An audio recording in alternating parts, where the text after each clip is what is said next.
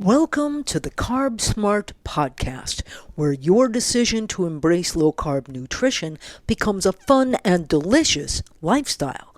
I'm your host, Dana Carpenter, here to guide you through the ins and outs of everything low-carb. There's no question that good nutrition improves our health.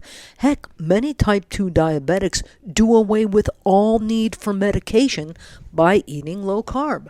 But can proper nutrition prevent all illness and do away with all need for drugs? Let's talk about it. Like, subscribe, and hit that notification bell because you don't want to miss a single episode. If your nutritional program is so good, why do you still need drugs? I got this question years ago, back when I was blogging. The fellow who posed it clearly thought that if one's nutrition was all it should be, there should never be a need for medication. In particular, the Wellbutrin I take for ADHD and seasonal affective disorder, and the sleep medication I take for a diagnosed sleep disorder. Does ideal nutrition do away with the need for medicine? I can only suppose that those who feel this way are ignorant of history. According to the Centers for Disease Control, in 1900, fully 30% of deaths in the U.S. were of children 5 and under. Some of them would have been trauma victims, and of course, trauma medicine has improved dramatically. But many of them were killed by infectious diseases, diphtheria, pertussis, tuberculosis, pneumonia, and flu.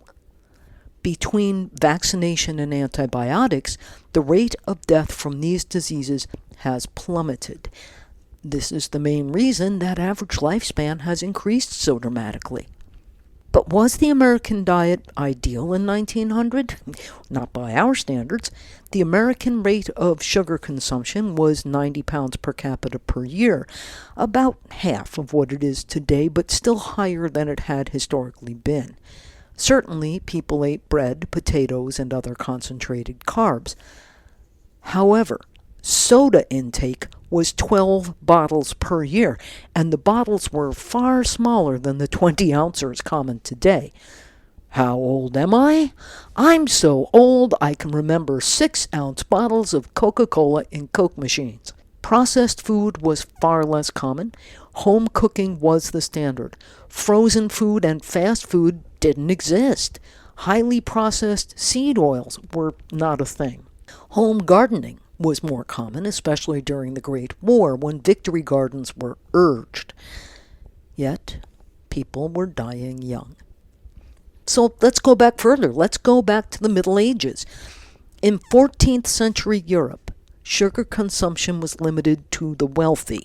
Interestingly, grain consumption among the peasants, so the vast majority of people, was rarely wheat, but rather barley, oats, and rye, all of which are easier on blood sugar than wheat flour.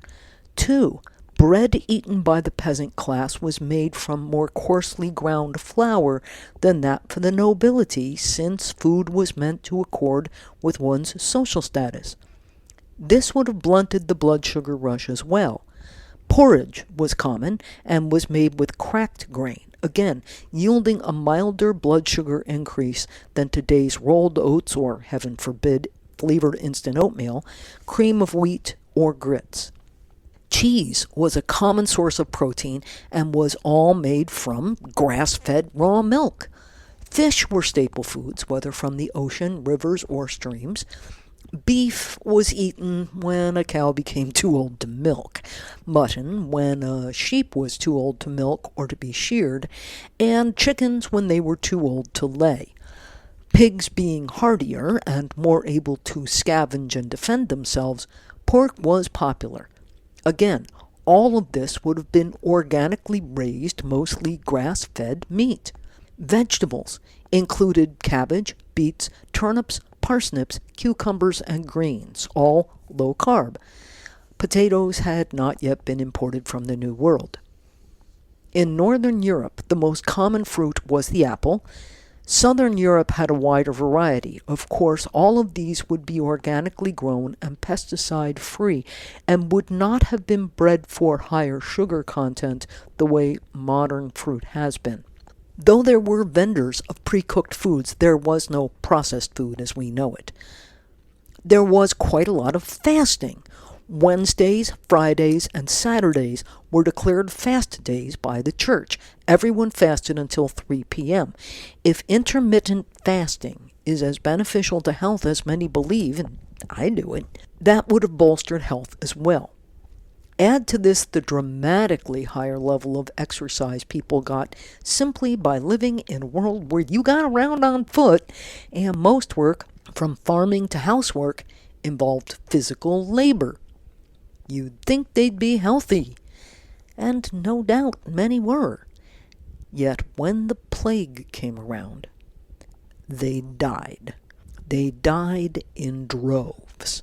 Somewhere between 1/3 to 1/2 of the population of Europe. That population that was eating an organic diet with mostly low glycemic, low carbohydrates, almost no separated sugars, no processed foods, and intermittently fasting on a regular basis, died.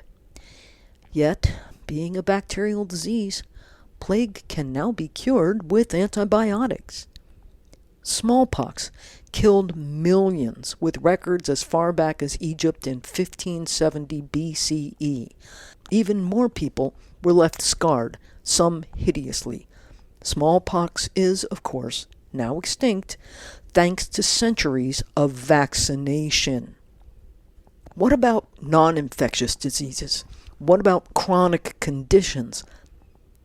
A 1.7 million year old hominin bone, so not even a Homo sapiens, but one of our forerunners, one of our ancestors. A 1.7 million year old hominin bone with cancer has been found. We have records of epilepsy going back to 4000 BCE. Diabetes is described in Egyptian documents dating to 1500 BCE. And the difference between type 1 and type 2 diabetes was described as far back as 400 to 500 BCE. Mental illness? Psychosis has been with us always, being described in ancient Egyptian, Greek, Roman, and Arabic texts. Melancholia, now called depression, too, was well known. Hippocrates wrote of fears and despondencies, if they last a long time, as being symptomatic of melancholia. Other symptoms mentioned by Hippocrates included poor appetite, abulia, which is a lack of will or motivation, sleeplessness, irritability, and agitation. This echoes the DSM-5's definition of depression. Insomnia has been a known misery, but it has dramatically increased with industrialization. It's not the food. It's the caffeine, lights, noise, shift work, screens, and all that. Does proper nutrition help? Of course it does. As I sit here typing this, I am a 66-year-old woman who has not been ill since a very mild case of COVID 2 years ago. Not even a cold. Just as well, I have no patience with feeling anything less than 100% well. Helps my psychiatric issues too. I quit sugar and white flour at 19 because I recognized myself in a list of psychiatric symptoms of reactive hypoglycemia. Sure enough, my mood, mental clarity, and energy levels soared. I had a similar experience when I kicked my health food diet based on good carbs at 36. I am experientially aware of the difference nutrition makes in mental state. But Wellbutrin has been a helpful addition, making me a calmer, more patient, less impulsive, and just plain nicer person. Why should I refuse to take it because it's, oh my gosh, a drug? And after a lifetime of struggling to sleep, I cannot remember simply lying down and falling asleep even as a child. The fact that I now get between 8 and 10 hours every night is nothing short of miraculous. Talk about making me a nicer person. But what about natural sleep aids? I cannot count the number of people who have said, "Have you tried melatonin, 5-HTP, valerian root, whatever?" My response is, I am a lifelong insomniac who spent a lot of her 20s working in health food stores. Do you really think I haven't tried every damned thing that purports to be a natural sleep aid? And I do take melatonin along with L-glutamine before bed every night. I still need the meds. They have made my life dramatically better. I could go on and on and on. But the point is made. Illness has been mankind's constant companion, even back to our hunter-gatherer ancestors. The notion that there is some perfect diet that will do away with the need for medicine is simply untrue. I reject the false dichotomy, the either-or, the idea that one must choose between diet and natural treatments like herbs or supplements, or one can embrace modern medicine. I eat zero junk, and I have more than the common variety of herbs and supplements in my house. When my medical advisors recommend oral antibiotics, I ask if there is any reasonable alternative so as not to kill my gut flora. But when I had Lyme disease, I asked for half again the usual dose of doxycycline, and I took it for a month rather than 10 days. I also used hot baths to raise my body temperature to 101, mimicking a fever, every evening, and took what herbs were reported to enhance the action of the antibiotics. Because Lyme is a damned monster, and I was doing everything I could to wipe it out. Thank you. You know the old saying about how if the only tool you have is a hammer, every problem begins to look like a nail?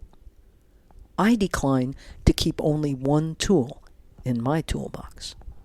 So, what do you think? What line do you walk regarding a healthy lifestyle and the use of modern medicine? I ask this as a woman whose life was saved by an appendectomy a couple of years back. Let us know how you feel in the comments below. This episode, we're starting a new feature. With each podcast, we'll include a link to one of my recipes. To kick it off, go to www.carbsmart.com/podcast26 recipe. That's all lowercase. To find Brussels sprouts with Parmesan bacon cream sauce from 500 ketogenic recipes, or look for a link in the show notes. These Brussels sprouts are so good. Now, I wish the weather weren't lousy because I'd run out and buy Brussels sprouts and make them right now. Share this podcast with everyone you think might like it. And don't forget to like, subscribe, and hit that notification bell because you don't want to miss a single episode. Until next time, stay low carb, happy, and healthy.